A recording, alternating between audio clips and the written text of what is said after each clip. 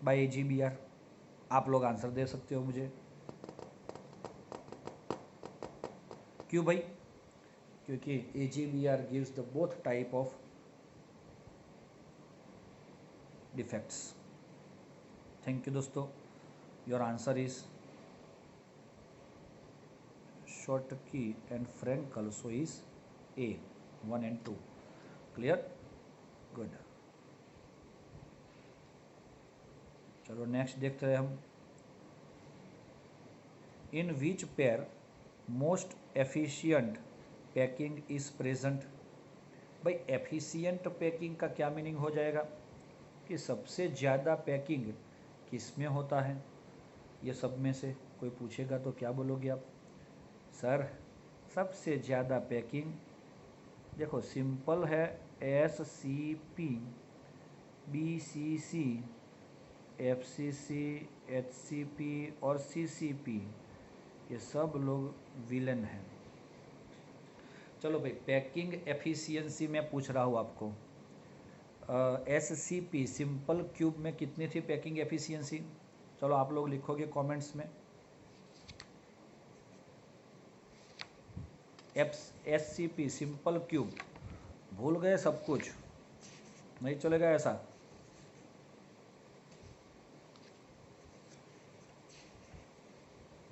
नहीं पता है आपको? पागल लोग हो तुम। अरे भाई हमने नहीं, ऐसा आंसर नहीं चाहिए उर्मिक, मुझे वो चाहिए SCP के अंदर पैकिंग एफिशिएंसी कितनी? जिया राइट, ऊपर राइट, 52 पॉइंट, यस 52.4% एग्जैक्ट है, 52.4% था। अच्छा BCC का मैं पूछ रहा हूँ, body centred cubic close packing. अब वो बताओ जल्दी यार, ये 3 वैल्यू आपको याद रखनी है कुछ भी करके। 67 नैतिक, 68 ध्रुविल, अब 69 मत बोलना, इट इज़ 68%। वेरी गुड उपल, चलो हो गया ये। और HCP CCP और इसमें कितना था? 74%। आपकी स्क्रीन पे तीनों वैल्यूज लिखी है हमने, तो ये तीनों वैल्यू आपको याद रखनी है दोस्तों। उसका कैलकुलेशन भी हमने वीडियो में दिखाया है, तो दोस्तों अगर नहीं समझ में आया तो फिर से एक बार कर लो ना। समझ में आया कि नहीं? तो इसकी वजह से यहाँ पे मैं आपको बता रहा हूँ, इन विच पेयर मोस्ट एफिशिएंसी सबसे ज़्यादा किस में है? अब बता, अब आपका आंसर सही रहेगा क्या? HCP एंड BCC वो 74 और 68, HCP and CCP yes 74, BCC and CCP 68 and 74, BCC and simple तो नहीं आएगा ना, तो option your answer will B B। Clear दोस्तों, ध्यान रखना। अब चलो आगे, यही सेम क्वेश्चन है आपके सामने। The percentage of empty space in body centre by, अभी बात हुई थी वही क्वेश्चन है। BCC 68% है, तो एम्प्टी कितना होगा भाई? ऊपर ऐसा नहीं होकर चलेगा ना। हाँ 100 - 68 हो जाएगा 32% empty space. So your answer is B। चलो आगे जा रहे हैं।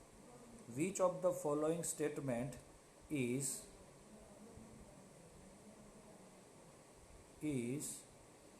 Not true for HCP? चलो HCP के लिए कौन सही नहीं है? HCP के लिए क्या सही नहीं है दोस्तों?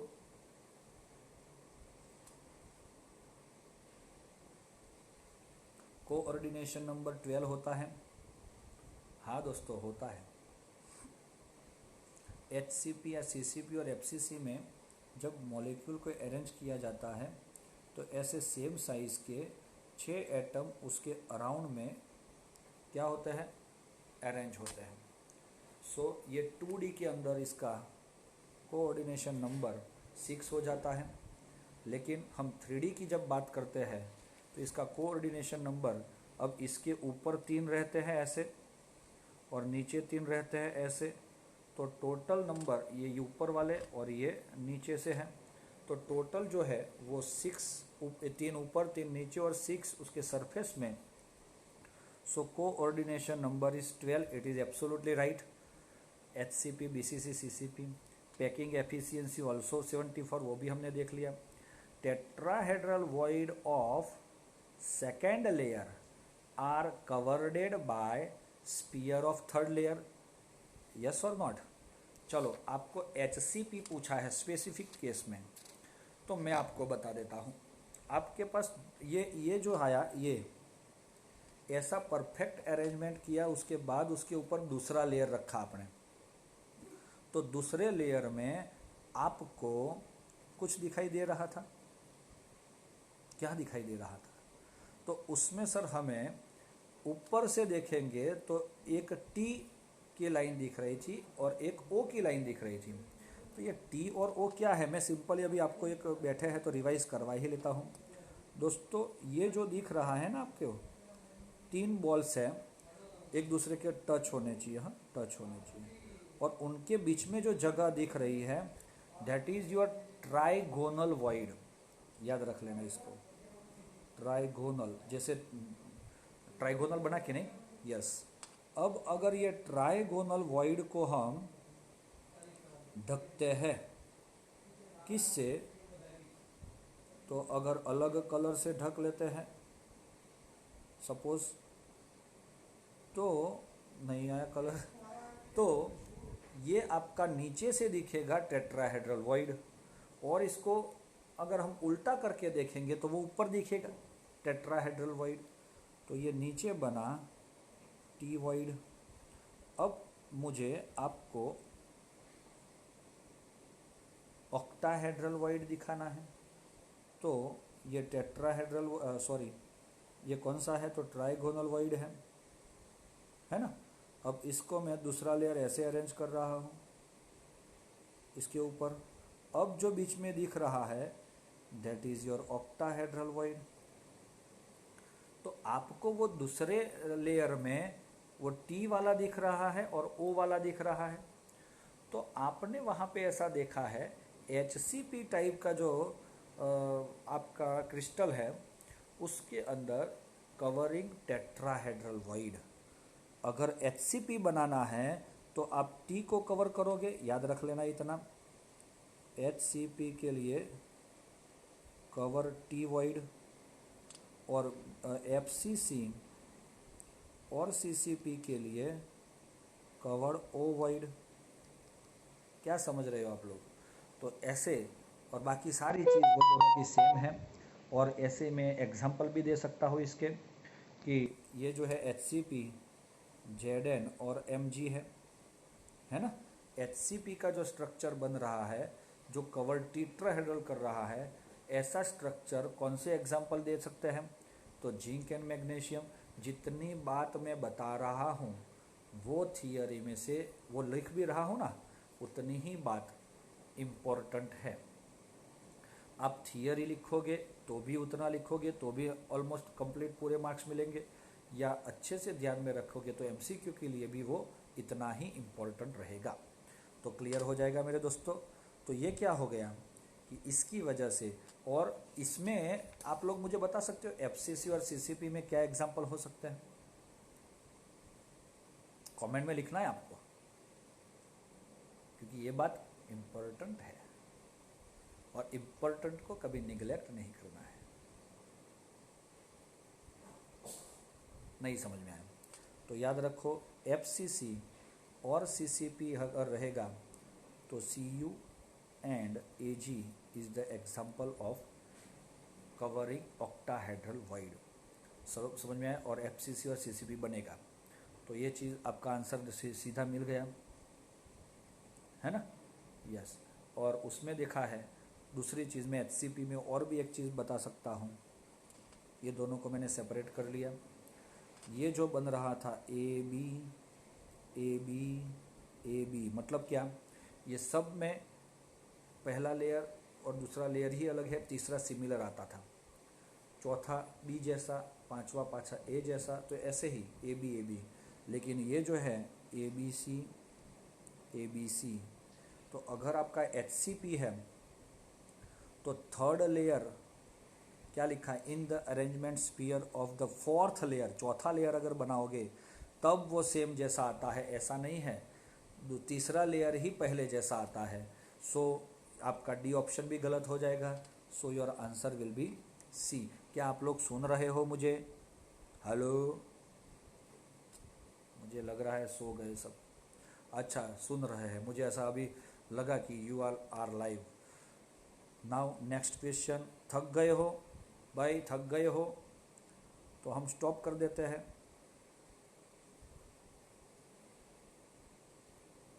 मोक्ष थक गया लग रहा है। चलो दोस्तों, ओहो very good. In which of the following structure coordination number of for cation and anion in the bracket structure will be same. दोस्तों, ऐसा कौन सा स्ट्रक्चर है कि जिसमें एनायन और कैटायन के जो नंबर्स है वो सेम रहते हैं, स्ट्रक्चर सेम है, number of cation on anion packed structure will be same. Cl minus ion from FCC lattice and Na plus ion occupied octahedral void.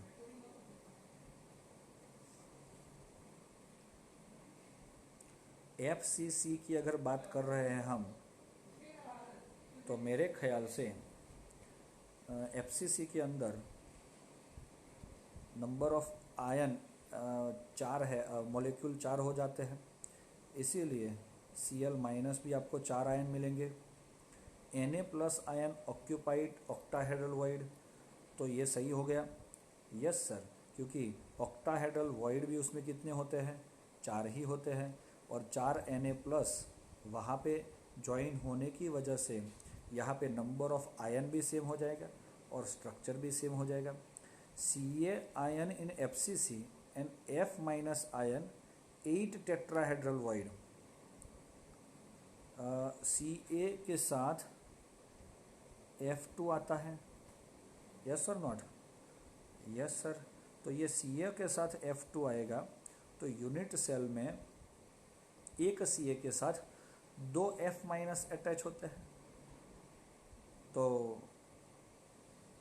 Actually उसका जो स्ट्रक्चर है किसका, Ca प्लस 2 का और F माइनस 2 नहीं, F minus 2 का, उसके अंदर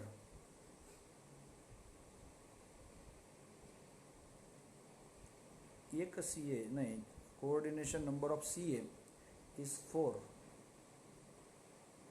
and F is also content 4। Yes, so and O minus 2, ये थोड़ा सा हम वेट करेंगे इसके लिए दोस्तों, बी के लिए। O minus 2 ion form FCC lattice and Na plus ion occupied all 8 tetrahedral void in the unit cell, तो ये हो जाएगा Na2O। और ZNS in FCC alternate octahedral void of unit cell। दोस्तों, ये जो क्वेश्चन है इसको हम यहाँ पे रखते हैं अभी, क्योंकि इसमें प्रॉपर क्वेश्चन के अंदर हमें कुछ ना कुछ ऐसा लग रहा है कि भाई कुछ मिसिंग है, जिसकी वजह से, लेकिन हम इसको नेक्स्ट जो वीडियो आएगा उसमें पहले ले लेंगे। आप लोग ध्यान में रखना ये, क्योंकि इसमें क्वेश्चन के अंदर कुछ मिसिंग लग रहा है, तो हम इसके नेक्स्ट क्वेश्चन पे जा रहे हैं। Sorry, yes, what is the coordination number of square close pack, समझ लेना, स्क्वायर क्लोज पैक इन 2 डायमेंशन कितना होगा दोस्तों? जब आपने मॉलिक्यूल को ऐसे अरेंज की थी फर्स्ट रो को, उसके बगल में ऐसा दूसरा रो डाला था हमने सिमिलर ए टाइप का, तो ये बीच वाला जो था उसके जो कोऑर्डिनेशन नंबर थे उसके अकॉर्डिंग हम देखते थे कि it's a square structure, so coordination number उसका हमें 4 मिलता था, है ना दोस्तों। Absolutely right, so it is your C option is right.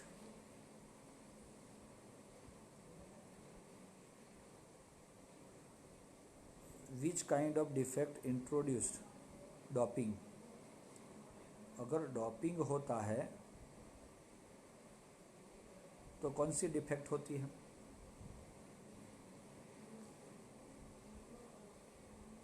बोलो दोस्तों, आप लोग बताओ मुझे। डॉपिंग,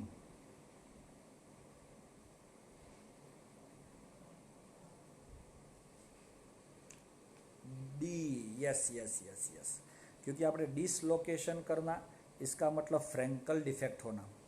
इसमें कौन सा डिफेक्ट होना? फ्रैंकल। और शॉर्टकी में तो दोनों निकल जाते हैं, इट्स वैकेंसी।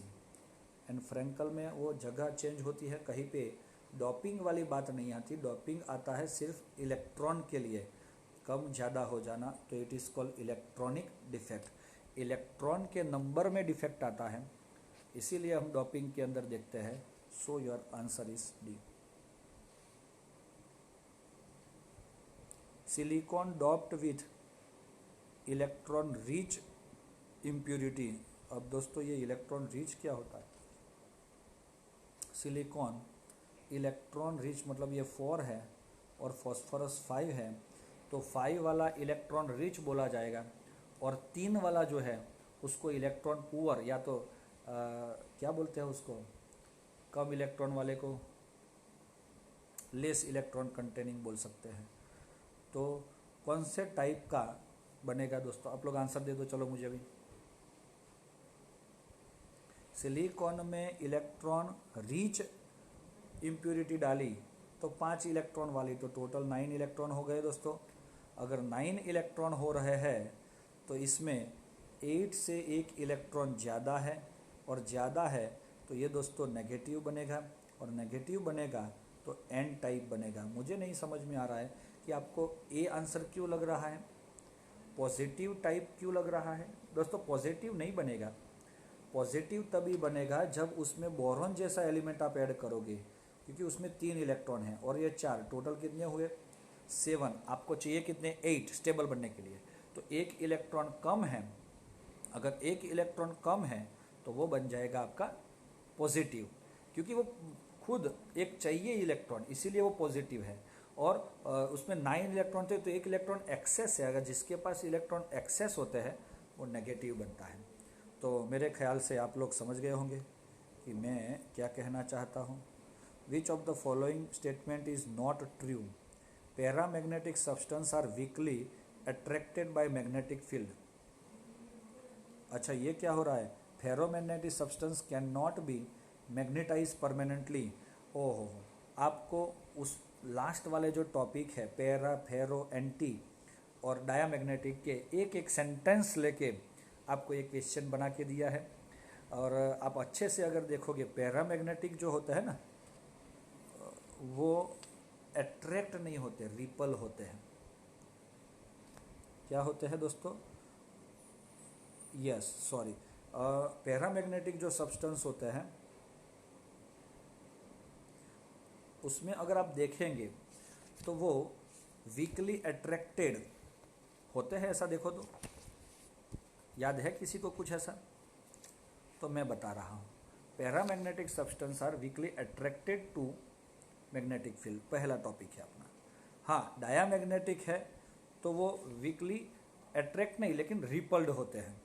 डायामैग्नेटिक रिपल, क्योंकि उसमें 2 पेयर्ड इलेक्ट्रॉन होते हैं, और वो इलेक्ट्रॉन पेयर है तो वो रिपल ईच अदर, वो सिंगल है तो वो अट्रैक्ट करता है, पहली बात। चलो आगे जा रहे हैं। दूसरा, ferromagnetic substance can not be magnetize permanently, तो ये बात तो गलत हो जाएगी, क्योंकि आपको पता है फेरोमैग्नेटिक सब्सटेंस में आपने एग्जाम्पल भी लिखा है, फेकोनी जीडी क्रो, याद है? फेकोनी जीडी क्रो। तो ये सब लोग ऐसे हैं कि अगर उसको मैग्नेटिक फील्ड में रखा जाएगा लॉन्ग टाइम तक तो ये परमानेंट मैग्नेट बन जाते हैं। तो ये मुझे गलत लग रहा है। The domain in anti ferromagnetic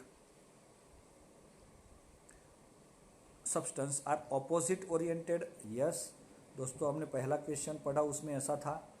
and pairing of electron cancel their magnetic moment. Yes, क्योंकि डायामैग्नेटिक के अंदर पेयर्ड इलेक्ट्रॉन होते हैं तो वो एक दूसरे की जो मैग्नेटिक फील्ड है उसको क्या करते हैं, कैंसल करते हैं। तो बी ऑप्शन जो है can not be magnetize permanently, ऐसा नहीं है, वो मैग्नेटाइज हो सकता है, परमानेंट मैग्नेट बन सकता है। क्लियर है, लॉन्ग टाइम तक अगर उसको साथ में रखेंगे तो नॉट ट्रू है, तो it is B. Clear dear friends. अब हम 5 क्वेश्चन कर लेंगे, फटाफट करेंगे, रैपिड फायर राउंड आया अभी ये, ऐसा समझ लो। Which of the following is not true about the ionic solid. चलो ionic solid, bigger ion form CCP, smaller ion occupied either the tetra or octahedral void depend upon their size, occupation of all the void is not necessary, मतलब सारे void भरना कुछ जरूरी नहीं है। The fraction of octa and tetrahedral void occupied depend upon the radii of the ion occupied the void। अच्छा, ये ionic solid मतलब आपको उधर नहीं जाना है।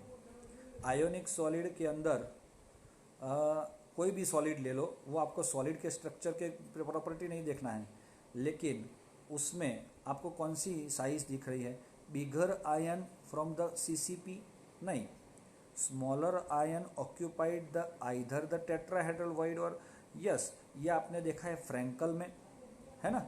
और occupied all the void is necessary is not necessary, ये भी सही बात है दोस्तों, क्योंकि भाई सारे वॉइड भर जाते ऐसा कुछ भी नहीं होता, जहाँ पे जितने आयंस जा रहे हैं उतने भर सकते हैं।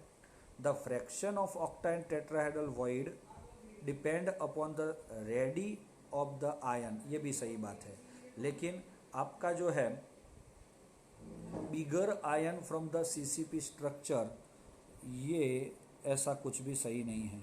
सो योर आंसर इज ए। चलो आगे जा रहे हैं नेक्स्ट क्वेश्चन पे।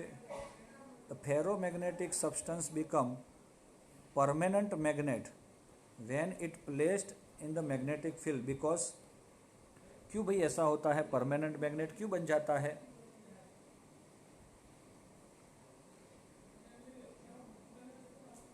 ड्यू टू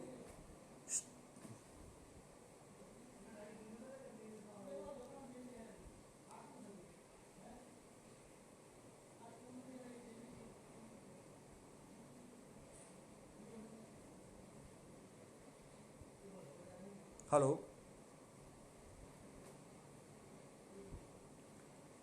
दिखाई दे रहा है दोस्तों? Hello, yes yes yes yes. अच्छा, एक फ़ोन आ गया था बीच में। All the domain get oriented in the direction of magnetic field. हाँ, ऑल द और opposite direction domain gets oriented randomly और नॉट अफेक्टेड। देखो दोस्तों, डोमेन वैसे फेरोमैग्नेटिक सब्सटेंस के अंदर रैंडमली होते हैं, लेकिन जैसे आप उसको मैग्नेटिक फील्ड, ये रैंडमली होना मतलब क्या, ऐसे कोई भी डायरेक्शन में वो घूमते रहते हैं। अगर उसको मैं एक डायरेक्शन में मैग्नेटिक फील्ड लगाता हूँ, सपोज़ मैंने मैग्नेटिक फील्ड लगा दिया यहाँ पे, तो ये जो डोमेन थे ना वो पूरे एक ही डायरेक्शन में आ जाते हैं। तो आपका कौन सा आंसर सही लग रहा है आपको, ऑप्शन कहीं सही लग रहा है? तो ये ऑप्शन सही है। तो मैग्नेटिक फील्ड लगने की वजह से वो सेम डायरेक्शन में ओरिएंटेड हो जाते हैं दोस्तों, ये ध्यान में रखना आप लोग। अब आ रहा है the correct packing efficiency of different type of unit cell, वो तो पता हो गया आपको। FCC कितना था, 74%, 68% और 54.4%, 52.4। तो ये जो आपको दिख रहा है, तो इसमें FCC इज़ ग्रेटर आ गया सब में, तो इसमें नहीं है, इसमें नहीं है, इसमें भी नहीं है, तो यही ऑप्शन हो सकता है। तो FCC is greater than BCC is greater than FCC और आंसर विल बी और उसके बाद which of the following defect is also known as a dislocated, तो अभी बताया कि अपना लोकेशन चेंज करके वही क्रिस्टल में कोई और जगह पे अगर कोई सब्सटेंस जाता है तो उसको डिसलोकेट बोलेंगे। तो that is Frenkel defect. Yes, you are absolutely right, it is A. Last question दोस्तों, ये क्वेश्चन थोड़ा सा गलत है, ये देख लेते हैं लास्ट वाला, क्योंकि ये एग्जाम्पल के लिए बहुत ही इम्पोर्टेंट है। चलो, the edge length of the unit cell, term radius and sphere. Oh sorry sorry sorry,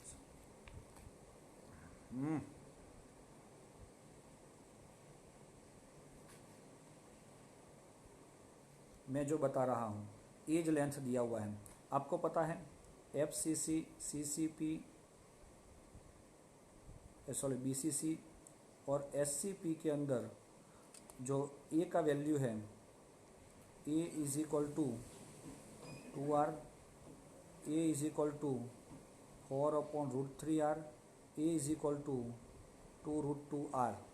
ये बहुत बहुत इम्पोर्टेंट है आपके लिए फॉर्मूला, इसको अच्छे से ध्यान में रखना, और इसके एग्जाम्पल भी कुछ आएंगे।